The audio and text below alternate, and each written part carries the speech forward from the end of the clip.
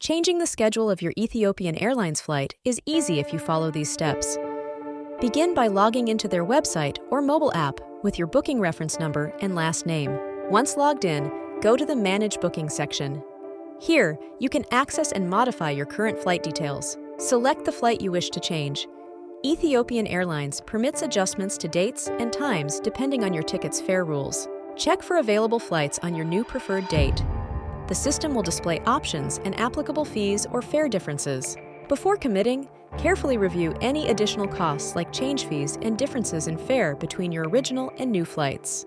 After choosing your new flight and reviewing all costs, confirm the changes.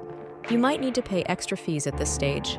Following your confirmation, you will receive an updated booking confirmation email with the new flight details. Be aware of potential additional fees and fare differences, especially if changing to a more expensive flight. For more flexibility in future travel, consider purchasing a flexible ticket. If you need further help, Ethiopian Airlines customer with complex changes or unresolved issues through the website.